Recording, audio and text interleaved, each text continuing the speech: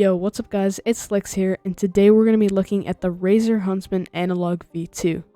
These come in with Razer's new analog switches which let your movement keys mimic a controller's analog stick. They also have adjustable actuation from 1.5mm to 3.6mm. In the box, we get the keyboard itself and the new and improved Razer wrist pad. On the back of the keyboard, you have two levels of rubber feet, one is 6 inches and one is 9 inches. The cable is non-detachable from the keyboard, and it's actually two cables, one is USB and one is USB-C. When you plug in the keyboard, it should automatically tell you where to download the Razer Synapse. Once you get there, just click on your keyboard. Adjusting the lighting from Razer Synapse is simple and basic. You have different cycles, and you can choose whichever one you want, and you can adjust the brightness. But the keyboard functions is where it starts to get interesting.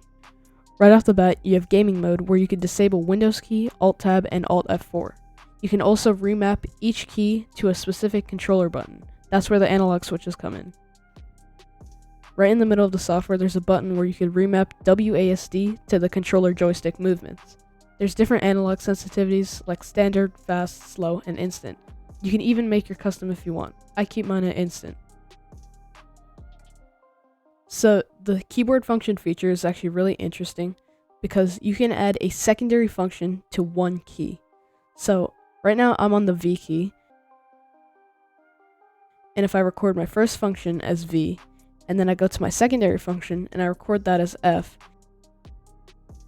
if I go to Google Chrome and I press V, it'll record V as VF, and if I hold down V, then it will spam F. This is really useful as you can do two things with one key. So say in Fortnite, I can remap my cone and my wall to the same key. It will place both at the same time. So that's what I tried doing, and here are the results.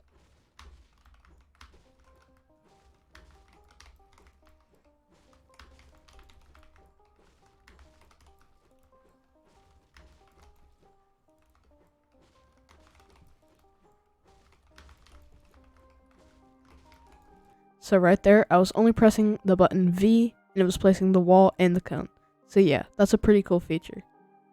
Another thing I want to talk about is the 360 movement. One of the main purposes of analog switches is so that your movement keys can represent a controller joystick.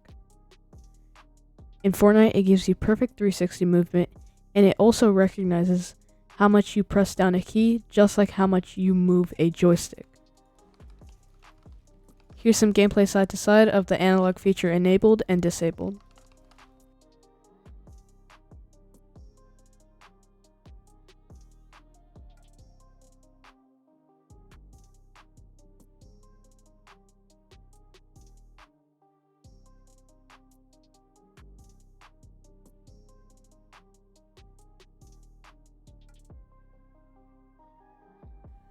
So yeah, as you can see, there's a pretty big difference between no 360 movement and 360 movement. The analog switches just make the game feel so much nicer and so much cleaner. But the analog switches don't work in every single game. The game has to be able to work with controller and keyboard at the same time. Games like first-person shooters will not have any benefits when it comes to the analog movement.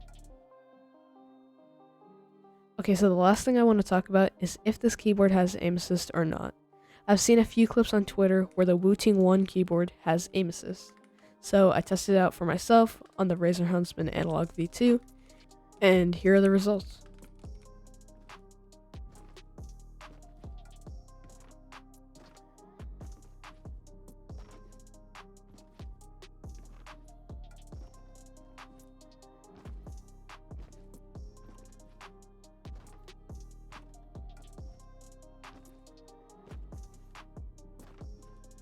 So as you can see, it does have aim assist, but the only reason that it works is because you're not touching your mouse.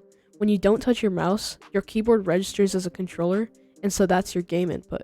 But once you start moving your mouse, it registers as keyboard and mouse. So the aim assist will only work if you're not touching your mouse. And that isn't going to help you in any way. So does it have aim assist that will actually help you? No.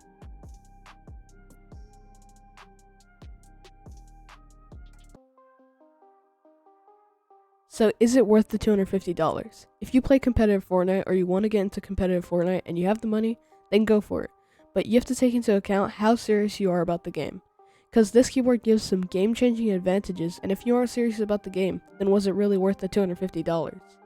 Now, I don't really know about other games, but if you want the most advanced keyboard, and you have the money, you're a keyboard enthusiast, yeah, go for it. I recommend it. The stabilizers and the switches sound nice, and it even has double shot PBT keycaps, so why not? But one thing is that the switches are quite loud, so if you're not a fan of that, then these are not for you. Here's a quick sound test.